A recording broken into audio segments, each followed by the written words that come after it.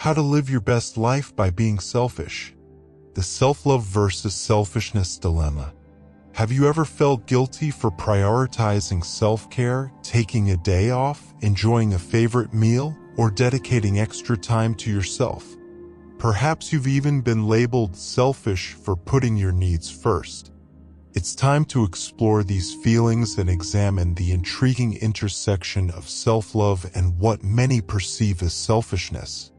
This exploration delves into the insights of pivotal philosophers and scientists throughout history, thinkers who dared to challenge societal norms and illuminate how self-love and a healthy sense of self-interest profoundly shape our lives.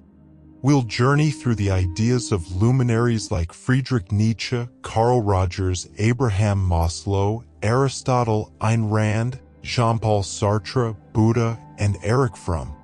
Their world-changing philosophies hold valuable lessons.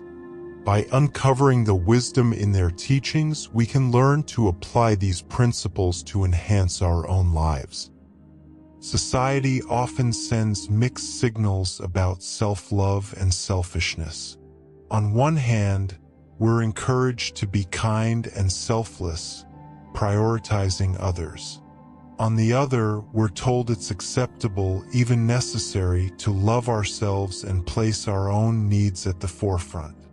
These contradictory messages can leave us feeling confused and guilty, unsure how to strike the right balance. The insights discussed here are applicable to both your personal and professional life. To cultivate happier, more peaceful lives, it's crucial to understand the nuances of self-love and what we'll call positive selfishness or healthy self-interest. We can learn to embrace ourselves with all our flaws and strengths without guilt or being perceived negatively by setting boundaries and making time for our well-being. I personally struggled with these concepts. I would often forego rest, enjoyment, and even health to avoid being seen as selfish, readily helping others even at my own detriment. Before delving into philosophy and psychology, I didn't grasp the critical importance of self-love and a degree of healthy selfishness. These lessons not only transformed my personal life but also significantly impacted my professional life, leading to greater happiness and success. Whether you're here out of curiosity, for personal growth, or to gain insights for professional advancement, this journey offers something valuable. Together, we'll dispel common myths, explore diverse perspectives, and embark on a path to better understand ourselves and our place in the world. Defining self-love and healthy selfishness. Self-love is more than spa days or fine dining, though these can be components. True self-love is a deeper, more meaningful concept. It signifies complete self-acceptance, flaws and all. It's about recognizing our inherent worth and treating ourselves with kindness and respect. Self-love isn't about achieving perfection. It's about being at peace with who you are, acknowledging that imperfection is human and mistakes are part of growth. It means extending the same compassion, understanding, and patience to ourselves that we readily offer others.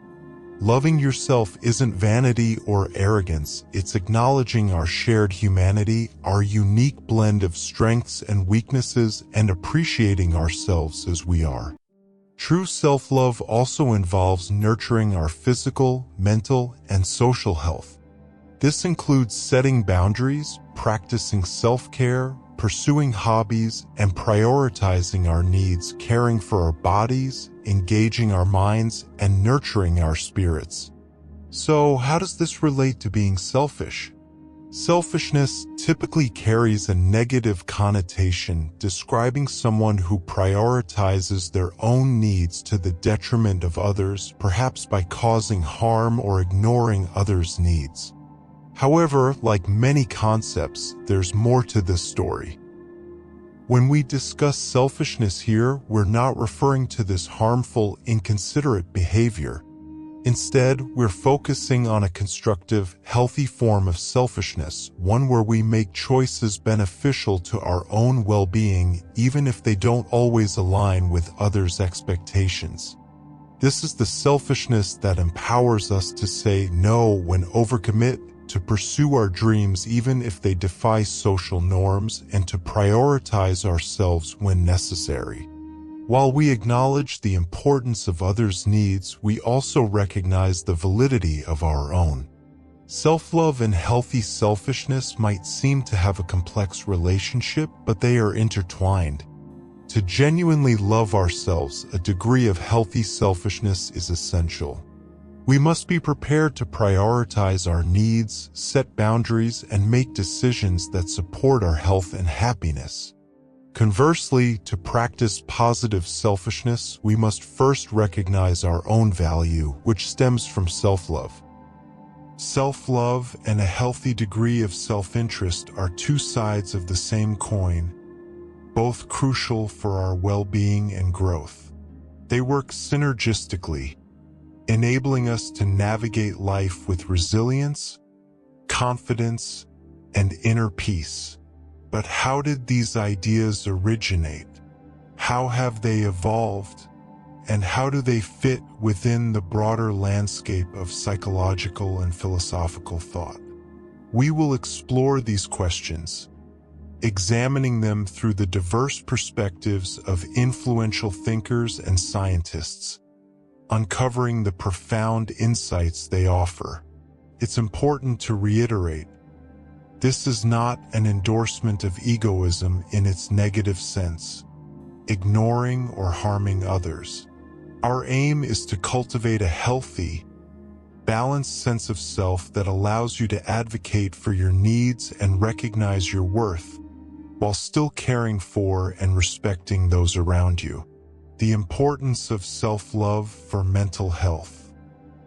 This brings us to the critical role of self-love and healthy self-interest in our mental health, personal development, and overall well-being. To understand why self-love is so vital for mental health, we must consider biology, psychology, and human behavior. For decades, psychologists and experts have recognized the direct link between self-perception and mental health. Imagine our minds as gardens. A garden nurtured with love, happiness, and care will flourish. Similarly, our minds thrive when nourished with self-love. Conversely, the weeds of self-doubt, self-criticism, and negative self-talk can poison our mental soil, leading to anxiety, sadness, and other mental health challenges. Self-love acts as a natural defense against these negative forces. When we love ourselves, we validate our feelings and experiences, allowing ourselves to feel what we need to, acknowledging the importance of our emotions. This internal support can prevent emotional repression, often a precursor to mental distress. Self-love also instills the courage to face life's challenges head-on. Instead of crumbling under stress or adversity, we can stand tall, confident in our ability to navigate difficulties. This resilience is fundamental for maintaining good mental health and weathering life's ups and downs. But how does healthy selfishness fit in? If self-love is the fertile soil of our mental garden, then healthy selfishness is the act of tending to that garden, ensuring it receives necessary nourishment. When we are healthily selfish, we identify our needs and proactively meet them. It's about carving out time for ourselves amidst busy lives, prioritizing our health, and confidently setting boundaries. By prioritizing our needs, we foster self-discovery, skill development, and the pursuit of hobbies, all contributing to personal growth. Furthermore, healthy selfishness teaches us the importance of saying no to overcommitment, people-pleasing, and overextension. Many of us fall into these traps, harming our mental and emotional well-being. Practicing healthy selfishness and learning to decline things that drain us are crucial aspects of personal development. Self-love and healthy self-interest combine to form a powerful force for a peaceful, happy, and fulfilling life. They maintain mental equilibrium, foster personal growth, and provide the confidence and strength to face life's challenges. Loving ourselves cultivates a mental garden conducive to positive emotions, high self-esteem, and resilience. We nurture this garden through healthy self-interest, providing the love, attention, and resources it needs to thrive. Together, these concepts help us live a life where we stand firm, not swayed by the winds of external validation, but solidly grounded in self-love and respect. Ultimately, we can find a balance where we meet our own needs while also caring for others. As we continue, we'll delve deeper into these ideas, guided by the profound thoughts of philosophers and psychologists whose teachings illuminate the path to healthy self-regard and self-love. We will not just explore concepts, but also learn practical information that can transform our lives. Let's approach this path with open minds and a thirst for knowledge. Philosophical perspectives on self-love and healthy selfishness. Carl Rogers, Unconditional Positive Regard. Our first guide is Carl Rogers, a pivotal figure and one of the founders of humanistic psychology.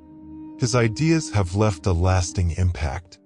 Let's explore his perspective on self-love. Born in 1902, Carl Rogers was a trailblazer. His emphasis on individual human experience and self-actualization revolutionized contemporary thought, challenging the prevailing psychoanalytic and behaviorist views. Rogers' person-centered approach focused on the inherent goodness and growth potential within each individual.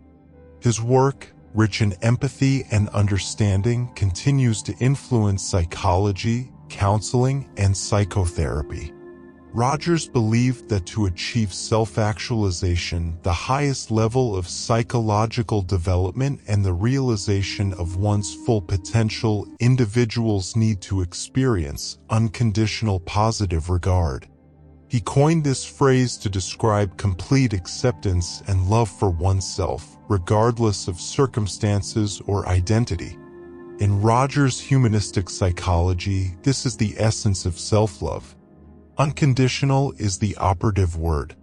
Rogers asserted that self-love should not be contingent on perceived worth, academic success, social approval, or adherence to societal norms. He advocated for a self-love unswayed by external factors, rooted in the acknowledgement and acceptance of one's unique, intrinsic value. Rogers contended that self-love is not a sign of ego or pride, nor is it about feeling superior to others. It's about recognizing your own worth, being open to your experiences, and trusting your thoughts and feelings. Rogers believed this form of self-love is essential for personal growth and reaching one's full potential. When we love ourselves unconditionally, we create a safe space for self-exploration and learning. We permit ourselves to make mistakes and learn from them, fostering personal development. We also cultivate an internal locus of evaluation, meaning we trust our own judgments rather than solely seeking external validation. For Rogers, self-love also entails accepting our capacity for change and growth. It means recognizing that we are not static beings but are constantly evolving. This kind of self-love involves accepting who we are now while looking forward to who we can become. Rogers' therapeutic approach was founded on the principle that a therapist's role is to create an environment of genuineness, empathy, and unconditional positive regard, enabling clients to cultivate self-love and grow. He posited that in such a supportive setting, individuals naturally move toward greater self-understanding, self-acceptance, and self-actualization, underscoring his faith in the transformative power of self-love. Rogers' view on self-love not only reshaped therapy but also holds profound relevance for our discussion. His ideas encourage us to embrace unconditional self-love, demonstrating its power to foster growth and help us become our best selves. Abraham Maslow, Hierarchy of Needs and Self-Actualization. Next, we turn to Abraham Maslow, another key psychologist and pioneer of humanistic psychology. Maslow's theories on the hierarchy of needs and self-actualization offer a robust framework for our conversation. Born in 1908, this renowned American psychologist significantly influenced the field with his humanistic approach. Often called the third force in psychology, this perspective emphasized the inherent goodness of people and the importance of healthy mental development. Maslow is perhaps best known for his hierarchy of needs, a theory still widely applied in business, marketing, psychology, and education. At the pinnacle of this hierarchy, Maslow placed self-actualization as the ultimate human pursuit. Maslow described self-actualization as the ongoing process of realizing one's full potential. This concept aligns with our themes of self-love and healthy self-interest, as it inherently involves self-improvement and personal growth. At the base of Maslow's hierarchy are physiological needs like food and water, while self-actualization needs reside at the top. According to Maslow, individuals must satisfy their basic needs before pursuing higher-level ones. In other words, needs for safety, love, belonging, and esteem must be met before one can strive for self-actualization. This hierarchy provides an interesting lens through which to view self-love and healthy self-interest. Within Maslow's framework, self-love is integral to meeting all these needs. The more we love ourselves, the more effectively we care for our needs, from the physiological to the psychological. Self-care, which can be seen as a positive form of selfishness, becomes a vital step on the path to self-actualization. Maslow also highlighted the importance of self-esteem within his hierarchy, underscoring the role of self-love and respect in personal growth. He proposed that a need for self-respect and the respect of others is essential for progressing towards self-actualization. Self-love is crucial here as it forms the foundation for self-esteem and self-respect. Furthermore, the pursuit of self-actualization itself can be viewed as a form of positive self-interest. According to Maslow, seeking personal growth, peak experiences, and fulfillment is part of self-actualization. It's about becoming the best version of oneself. Pursuing this goal, while arguably selfish, is a healthy and constructive endeavor leading to personal development and joy. Maslow's theory suggests that a certain degree of focus on one's own needs and growth is vital for a fulfilling life. However, it's important to note that Maslow also included transcendence, helping others and recognizing a connection with humanity as part of self-actualization. Maslow's perspective adds a valuable dimension to our understanding of self-love and healthy selfishness. His work guides us towards self-actualization by emphasizing how self-love facilitates the meeting of our needs and how healthy self-interest is essential for personal growth. Aristotle, Eudaimonia and rational self-interest. We now journey into ancient wisdom with Aristotle, one of history's most influential thinkers. Born in 384 BC, Aristotle studied under Plato and later tutored Alexander the Great. He founded the Lyceum in Athens, teaching there for over a decade. His extensive work, spanning philosophy, ethics, and politics, has shaped thought for centuries and offers profound insights into self-love and healthy self-interest. A cornerstone of Aristotle's ethics is eudaimonia, often translated as happiness, flourishing, or living well. Aristotle considered eudaimonia the ultimate goal of human life and thought. It's not a fleeting pleasure but a sustained state of being achieved by living a virtuous life and realizing one's full potential. The concept of eudaimonia is closely linked to self-love and rational self-interest. Aristotle argued that self-love is not only acceptable but essential for achieving eudaimonia.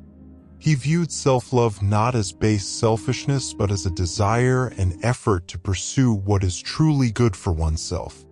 Related to this is Aristotle's idea of rational self-interest. He believed we are inherently rational beings driven to achieve our fullest potential. Therefore, to truly love ourselves, we must seek virtue and knowledge, essentially striving to become the best versions of ourselves. Healthy self-interest in this context means pursuing personal growth and well-being without harming others and indeed as a way to contribute positively to the world.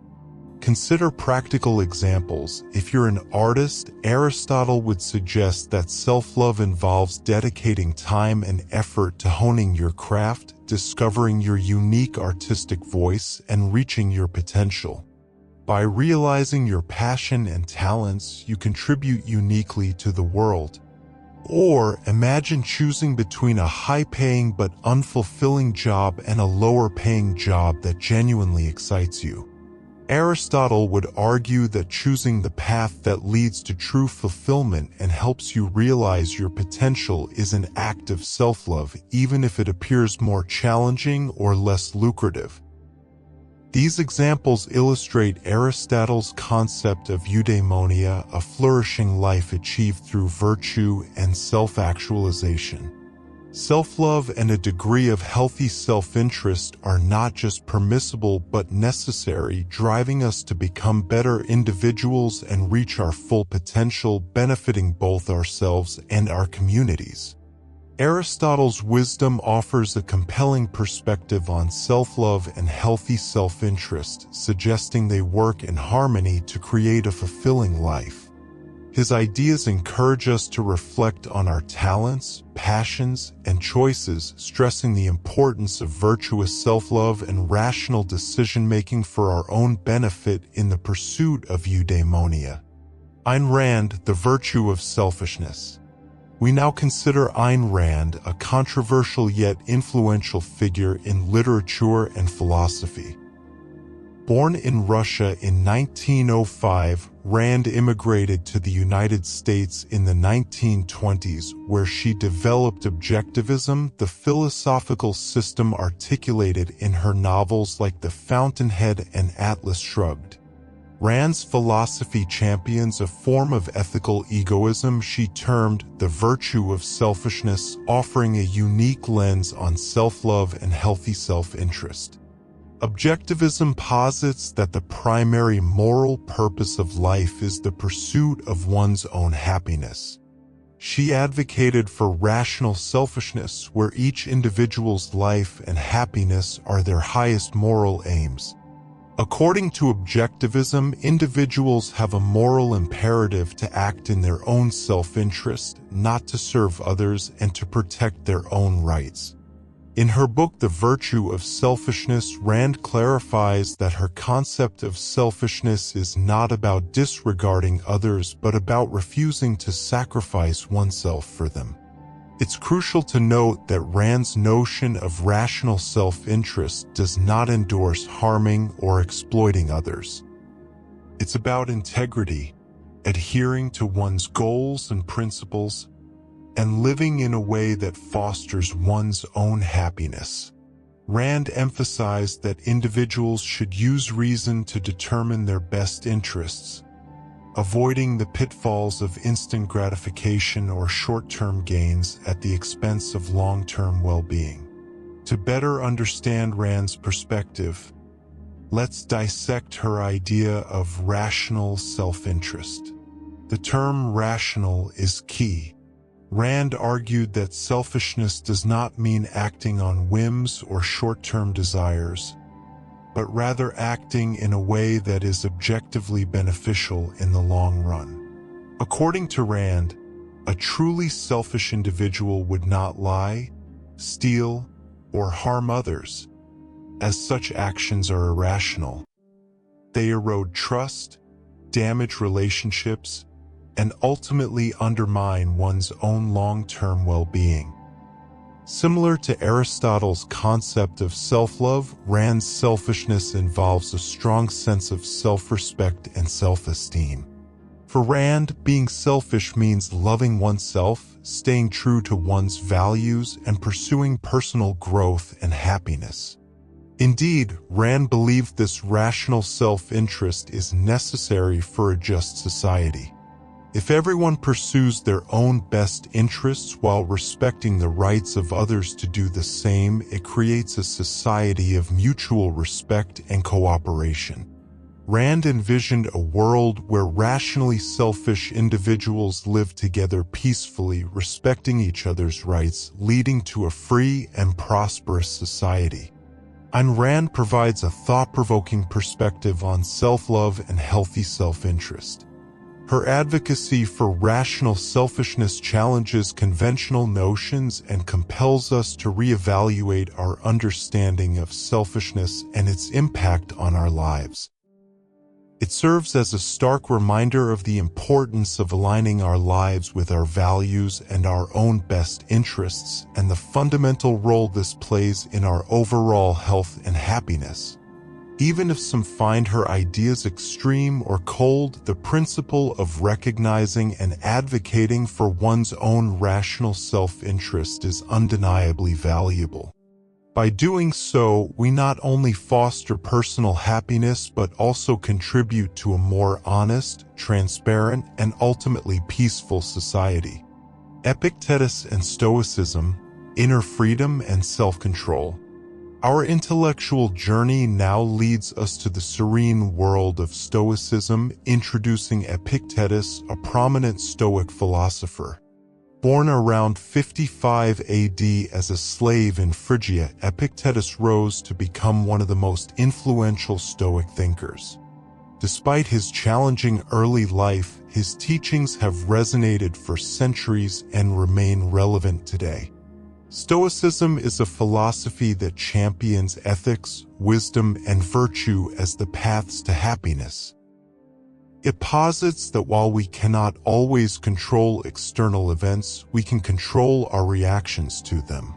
Stoic philosophy encourages composure, acceptance of fate, and a focus on self-improvement through wisdom, self-discipline, and virtue.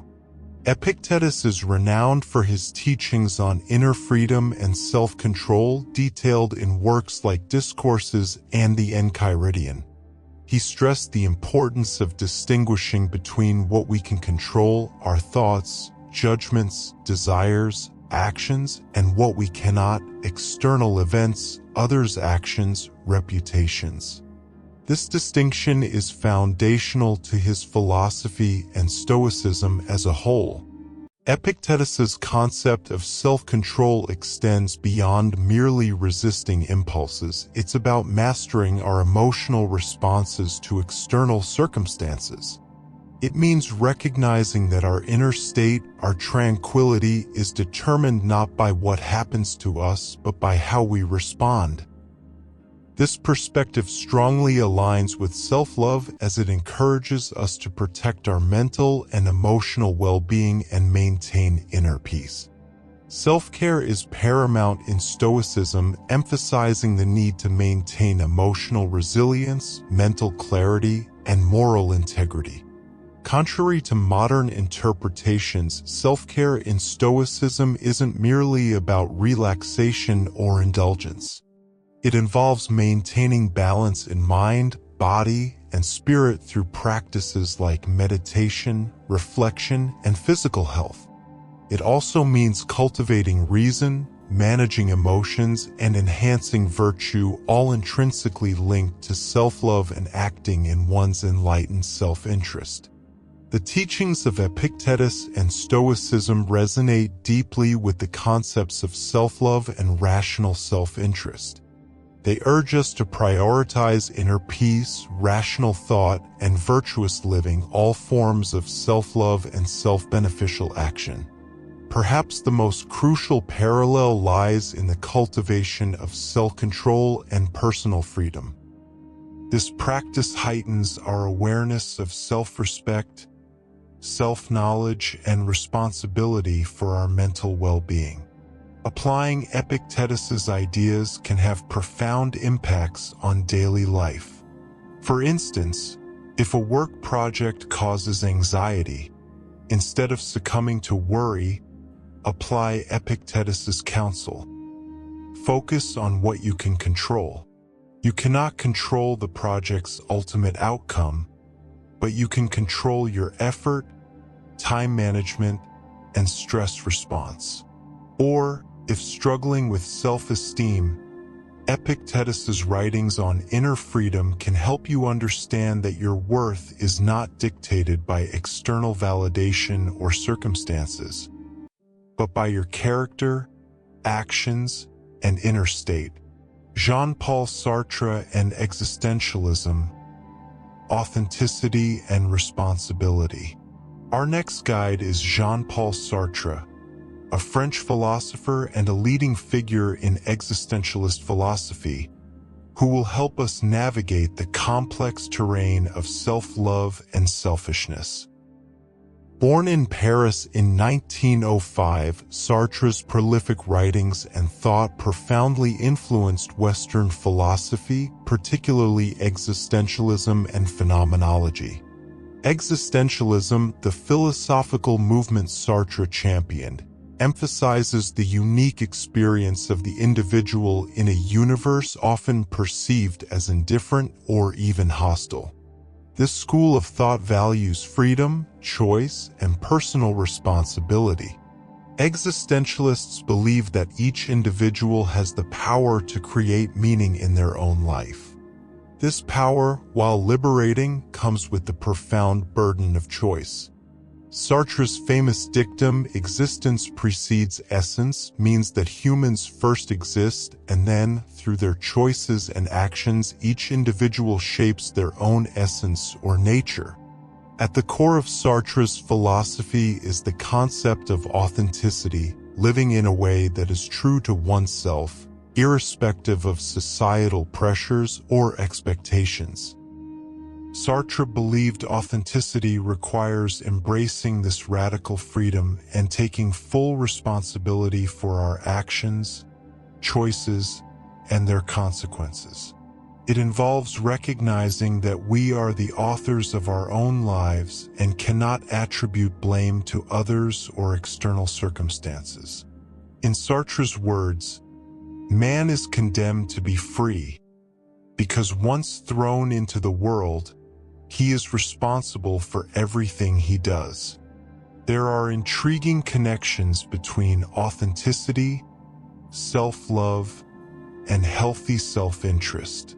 Sartre's notion of authenticity aligns with self-love and positive selfishness because it encourages us to be true to ourselves and prioritize our own beliefs and values. It's about self-awareness, owning our decisions, and living consistently with our true selves. This requires liking oneself enough to live authentically, even if it means diverging from societal norms. However, Sartre's authenticity is not about self-absorbed navel-gazing. It's about freedom and duty. It's not a license to ignore others or shirk responsibilities. Instead, it's a call to engage genuinely with our freedom and the choices it presents. There's a subtle but crucial distinction here from unbridled selfishness. Authenticity involves recognizing and acting on our desires, but not at the expense of others' fundamental rights or by denying our interconnectedness. To see how Sartre's idea of authenticity can be applied, consider your relationships. Being authentic means truthfully communicating your needs and feelings even if they differ from what your partner, friend, or family desires. It's about having the courage to be yourself and not compromising your values to please others.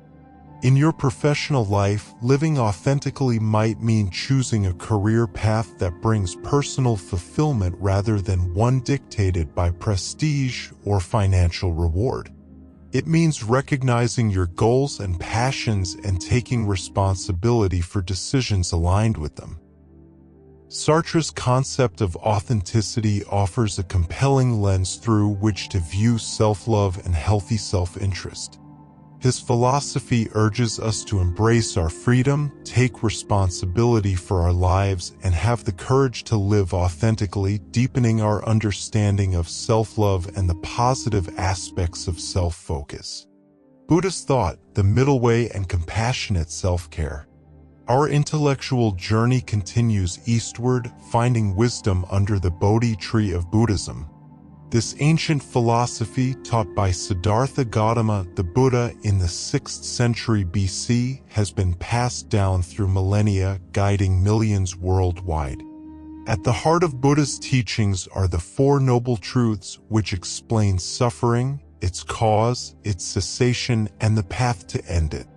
The Noble Eightfold Path is the Buddha's prescribed way to end suffering and achieve nirvana, a state of perfect peace and enlightenment.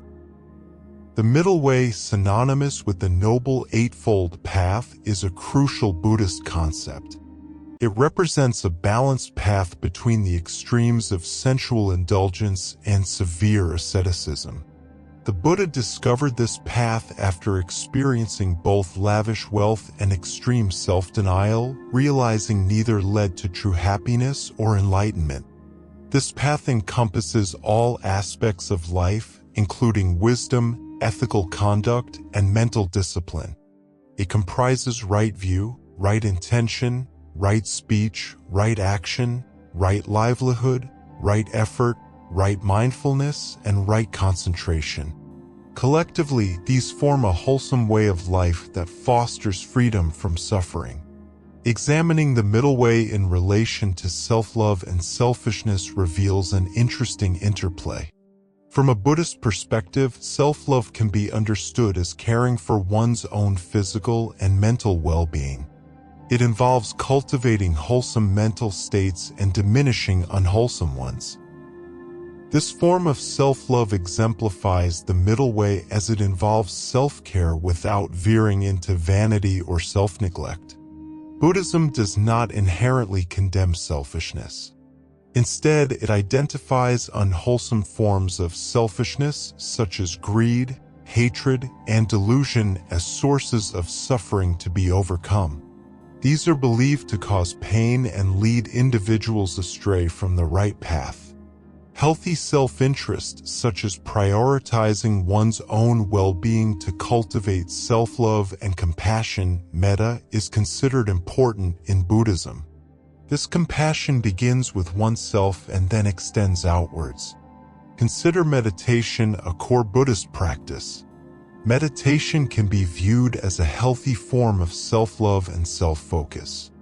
It's dedicated time for introspection, cultivating self-awareness, and developing inner peace, all essential for nurturing a compassionate relationship with oneself, which then allows for genuine compassion towards others.